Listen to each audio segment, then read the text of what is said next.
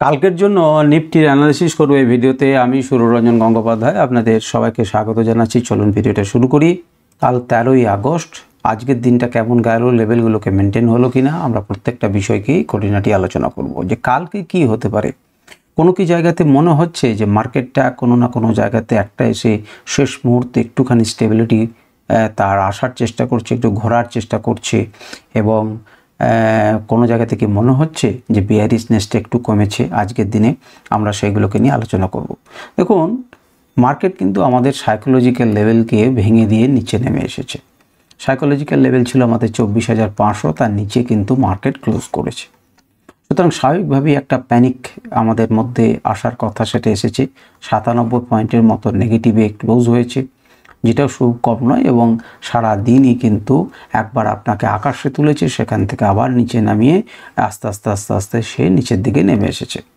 তো আমরা প্রথমেই একটা সিনপসিস একটু করে নিই যে 585-তে কিন্তু কি করেছিল না, ক্লোজ করেছিল 583-তে ওপেন হয়েছে, অর্থাৎ 20 পয়েন্ট নেগেটিভ ওপেন হয়েছিল। সেখান থেকে মার্কেট হুড়হুড় করে নিয়ে চলে গেছে একদম 24,700। যখন লোকে আর ভাবতে পারছে না কিছু যে মার্কেট বোধহয় ঘুরে দাঁড়ালো, সেখান থেকে একদম নিচে নামিয়ে 465-তে নিয়ে এসেছে, এবং সেখান থেকে 20 পয়েন্ট ওপরে উঠে 487-র মতো জায়গাতে এসে মার্কেটকে দাঁড় করালো, এবং দিনের শেষে নেগেটিভ হলো।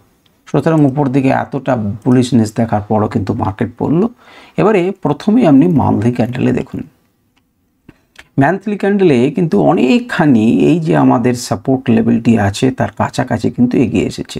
এই সাপোর্ট লেভেলের শেষ পয়েন্টটি হচ্ছে 24,350-র মতো। এখন 350-র নিচে যদি ক্লোজিং করে দিচ্ছে মান্থলিতে, তাহলে কিন্তু আমরা একটু চাপে পড়ে যাব, যদিও মান্থলি ক্যান্ডেল শেষ হতে এখনও পর্যন্ত দেরি আছে। এটা সাপোর্টের মতো কিছুটা কাজ করবে। একবার সাপোর্ট নিয়েছে, দ্বিতীয়বার হয়তো আবার ধাক্কা দিতে পারে। তো আমরা উইকলি ক্যান্ডেলে দেখি। উইকলি ক্যান্ডেলে আমরা দেখেছি যে এই সপ্তাহে 2টি দিন মাত্র হয়েছে, সেটি হচ্ছে সোম এবং মঙ্গল। আমাদের কাছে হাতে আর 2টি দিন আছে, সেটি হচ্ছে বুধ এবং বৃহস্পতিবার, কারণ শুক্রবার দিন ছুটি থাকবে। এই সপ্তাহে 4 দিন ট্রেডিং চালু থাকবে। সুতরাং এই 2টি দিনের মধ্যে সে যদি একটুকুখানি ওপরে ক্লোজিংটা দিতে পারে তাহলে বেটার। আর এই লেভেলটির নিচে যদি ক্লোজিং দেয়, বা আমাদের যে ট্রেন্ড লাইন সেখানে এসে যদি ক্লোজিং দেয়, তাহলে পরে কিন্তু আমরা একটু চাপেই থাকবো, এ নিয়ে কোনো সন্দেহ নেই। এখন নিচে যেহেতু আনতে সক্ষম হয়ে গেছে এই নির্দিষ্ট লেভেলটি, এটি যেটি একটি অত্যন্ত গুরুত্বপূর্ণ লেভেল, সেই লেভেলটির নিচে যেহেতু মার্কেটে এসে ক্লোজিং দিয়েছে, তারপর যতবার চেষ্টা করছে সে কিন্তু আর যেতে দিচ্ছে না। দেখুন, এই প্রিভিয়াস উইকের ক্লোজিংয়ের উপরে কিন্তু মার্কেট যাবার চেষ্টা করেছিল, কিন্তু তাকে যেতে দেয়নি। এবং আপনারা যদি দেখেন তাহলে এই অঞ্চল থেকে কিন্তু কি করেছে, ধাক্কা খেয়েছে। ধাক্কা খাওয়াটা স্বাভাবিক, এবং সেখান থেকে কিন্তু ধাক্কা খেয়েছে। উইকলি ক্যান্ডেলের এই অংশটাকে দেখলে পরেই আপনি বুঝতে পারছেন যে উপর থেকে একটা প্রেসারে রয়েছে। ফাইন, এটা আরও স্পষ্টভাবে আপনি বুঝতে পারবেন ডেলি ক্যান্ডেলে। ডেলি ক্যান্ডেলে যদি দেখেন তাহলে আপনি আশ্চর্য হয়ে যাবেন, কতদিনকার আগেকার যে ট্রেন্ড লাইন আঁকা, সেই ট্রেন্ড লাইনকে একদম ডট টু ডট ফলো করেছে। তাকিয়ে দেখুন। তো মার্কেট এখানে ওপেন হয়েছে, এখানে ওপেন হওয়ার পর এই চ্যানেলকে ব্রেক করে মার্কেটে এই রেজিস্ট্যান্সকে ব্রেক করে এই পর্যন্ত পৌঁছেছে।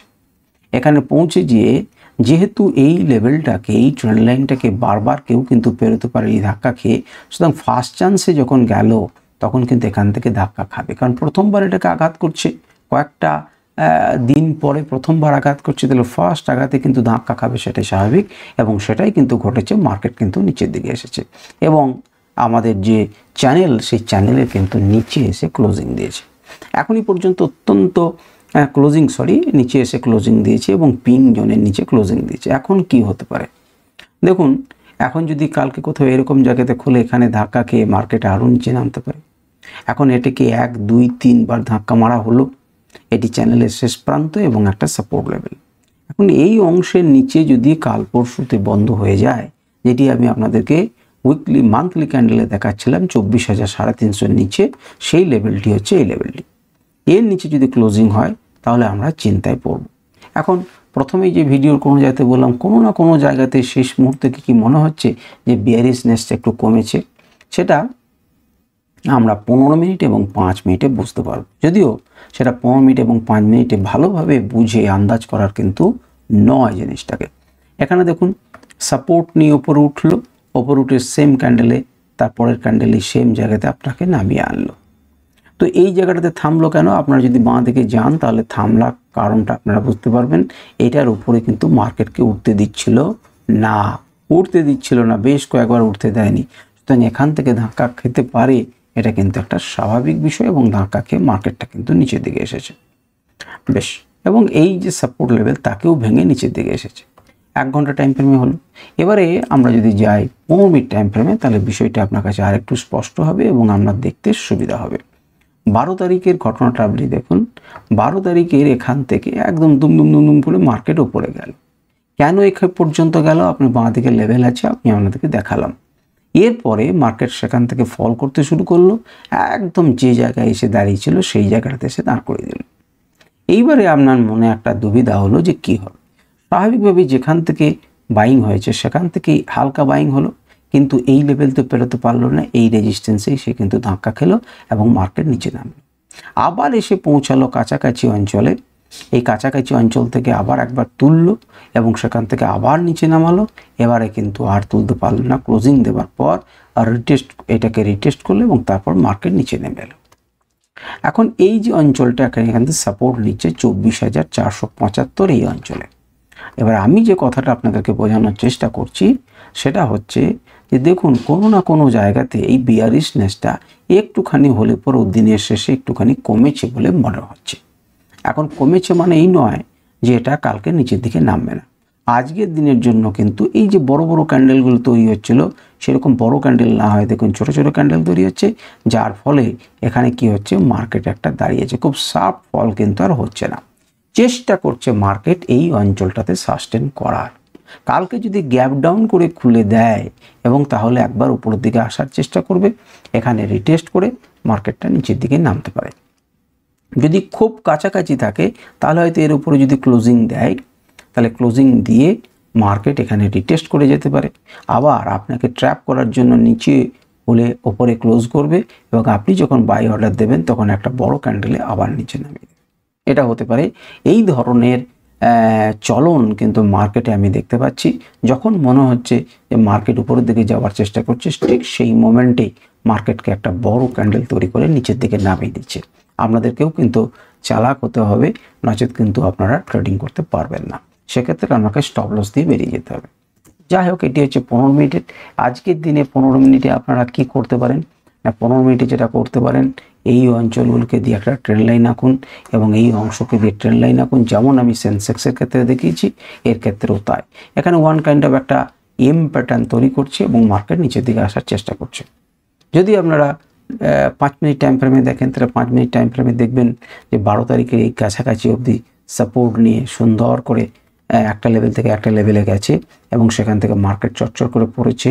একটা ইউ প্যাটার্নের মতো রাউন্ডিং করার চেষ্টা করেছিল উপর দিকে ওঠার, সেখান থেকে ধাক্কা খেলো, নিচের দিকে এলো, আবার একবার চেষ্টা করলো, একদম মুখ থুবড়ে পড়ে মার্কেটে নিচের দিকে এলো, আবার নিচে নেমে ওপর চেষ্টা করলো, রেজিস্ট্যান্স ফেস করলো, আবার নিচের দিকে এলো।